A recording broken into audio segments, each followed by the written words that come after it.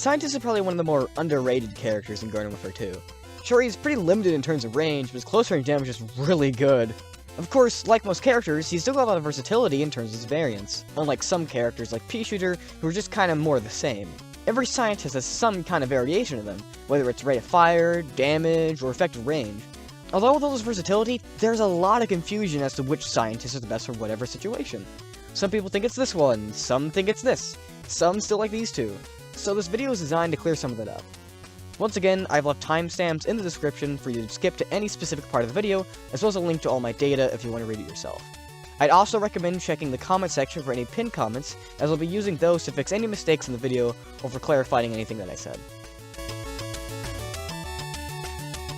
First off, we got some basic stats to go through again, stuff like ammo, reload, and damage numbers. Basically anything you can observe in-game that not everyone knows, but is still important info to know. First is ammo.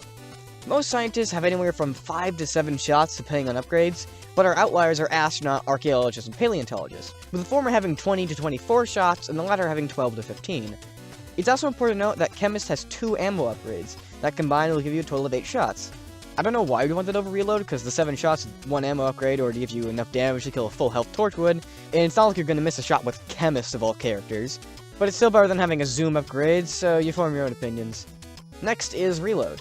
Scientists will start with either a 2.2 second reload, a 2.5 second reload, or a 2 second reload, with the reload upgrade that decreases to 1.8 seconds, 2 seconds, and 1.6 seconds, unless you equip both reload upgrades for Zoologist to get a 1.5 second reload. The big exception here is Computer Scientist, who has a 1 second reload, which seems to translate to almost instantly in-game.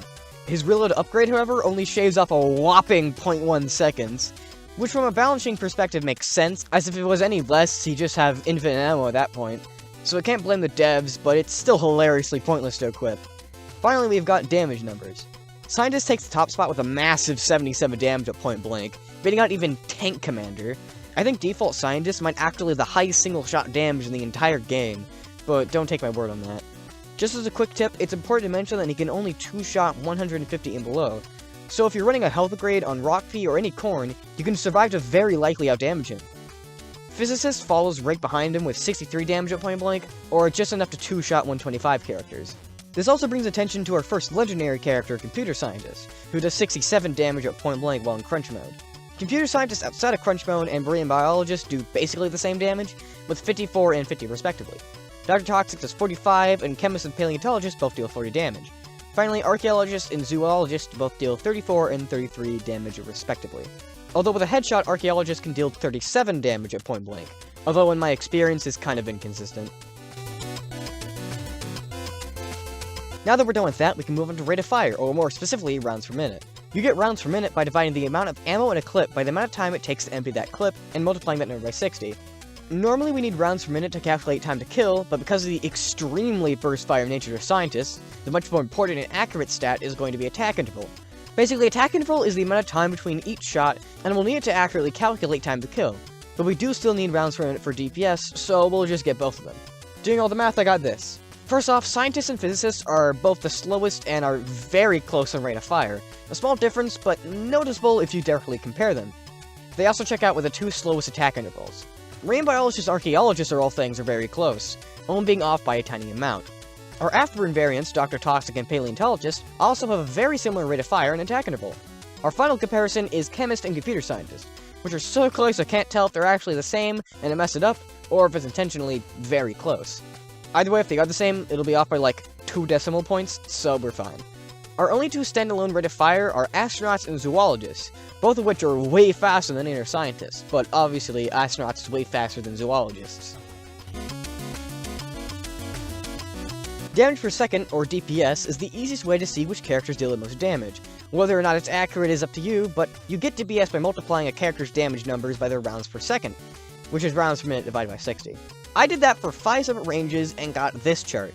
Normally, this would be the part where I go on a tangent about burst fire variants and how they ruin the math and make everything harder, but joke's on you, Scientist is a normal class, so I can do my job normally for once! Most characters follow the same pattern when it comes to how they compare to default Scientists. They'll either do better at long ranges and worse up close, or better at close and worse at long ranges. Almost every Scientist follows the former, but Marine Biologist, Chemist, and Zoologist all follow the latter. The exception here is Computer Scientist, who just kinda averages out. Astronaut takes most top spots here, as his mid to long range advantage makes comparing him a bit hard, as he'll always be better at most ranges, but falls off at close range due to the fact that the other scientists, have a shotgun. Now we finally got into probably the most important but simultaneously hardest to do section, time to kill. Time to kill is calculated two ways. One way is dividing the amount of damage you need to do to Vanquish by your character's DPS. But this method doesn't work very well for most burst damage like characters like pea-shooters and scientists, so instead what we have to do is multiply a character's attack interval by one less than the amount of shots needed to do enough damage to vanquish an enemy. You'll also have to add in reload time for whenever a character would run out of shots in-game. So with all that covered, let's get to the chart. I've got a couple of things to go over here before we start going over numbers, so let's get through that. First off, I did the time to kill for each character at 3 different ranges, those being point blank, medium, and long range. There's also 2 extra lines I made that I'll go over, those being the Dr. Toxic plus Toxic damage line and the Paleontologist plus Fire damage line. In the case of these lines, a character is considered vanquished when it reaches 15 or 25 health respectively, being the amount of total damage Toxic or Fire damage will do with the upgrade. Okay, now for the stats. Scientist works as our basic average, and all the characters will be compared directly to him.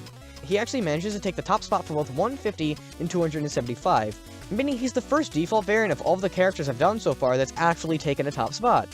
He also isn't all that bad at long and medium range. Marine Biologist does better in some health pools and worse at others, taking the top spot for 85, 100, 175, and 200, only tying with Scientist at 275. However, at long and medium range, he falls off in comparison to Scientist, actually taking the worst spots in every health pool of those ranges. Dr. Toxic is pretty consistently worse. He averages out at close range 175 and long range 550, and is actually better at close range 85 and medium 275. But he's worse in every other health pool, even taking the worst spot for close range 275. However, with his plus Toxic damage line, he improves quite a bit. At close range, he manages to be better at 100, and ties at 200. At medium range, he's consistently better or average, only going below at 125, and at long range is exactly the same. Physicist is a near carbon copy of Scientist for a lot of health pools. His slightly faster fire rate gives him an edge against lower health characters, allowing him to at close range be better at 85 and 100, and take the top spot for 110 and 125. He's also faster at 175 and 250, but he's slower at 150, 200, and 275, and 550. At medium and long range, he ties across the board with Scientist. At close range, Astronaut seems kinda bad. In fact, he even takes the worst spot for 85. But in medium and long range, he consistently takes the number 1 spot for the fastest vanquishes. If you want to play Scientist at medium or long, this is the guy you should pick. It's also funny to note that he takes the top spot for close range 550 due to the large ammo capacity, despite being the Scientist that is directly made to be bad at close range combat. Chemist is an interesting character. The obvious weirdness, of course, comes with the fact that both he and Zoologist are useless outside of close, but the main weirdness comes from just how slow his time to kill values are. He's faster at 85, sure, but for every other health pool, he's either worse or takes the worst spot. And considering the fact that he has a reputation for being the close-range destruction class, it's kinda surprising. Of course, this is completely ignoring his crowd control capabilities. His ability to have a giant attack radius makes him amazing for taking out huge crowds of plants faster than any other zombie. If you need to take out a team that's cozying up to each other, Chemist is your best bet. But in 1v1s, you're better off with Zoologist. Archaeologist is bad. This isn't gonna be like with Rockbeard, where he's got some visual glitch that makes him look worse than he actually is. He just is objectively the worst choice. He's slower than Astronaut at almost every close-range health pool. In a medium and long, he's also slower than Astronaut. Playing this guy over Astronaut or Paleontologist is just nerfing your damage output, so do yourself a favor and pick another Scientist. Paleontologist is interesting. Without his plus fire damage line, he either averages out or falls behind even Archaeologist. But with that line, he's a pretty good jack-of-all-trades type variant, being good at close, long, and medium ranges. He falls under in close range, but is still very much usable. Zoologist is just disappointing. At close range, the only range he's even in, he's only better at 2 health pools, and for the other one, he's worse. But I guess that's a trade-off for not really having to aim. He's not even that bad, he just gets outshined by just how good default Scientist is. Computer Scientist is an overall improvement at longer ranges, but at close, he falls off in comparison to default Scientist. For well in crunch but at close range, he still manages to be worse in 2 health pools. Wait, what? Is he seriously slower than default Scientist? While in crunch mode, at 2 whole freaking health pools. Is default Scientist OP? Like, someone has to have thought of that. Like, I don't think he should be able to be pretty consistently close to a legendary character while they're in their mode. Whatever, this game doesn't get balance updates anyway. Alright, so that was Scientist. Overall, I really think that scientists are probably the most balanced in terms of how they compare to each other, with obviously a couple of exceptions.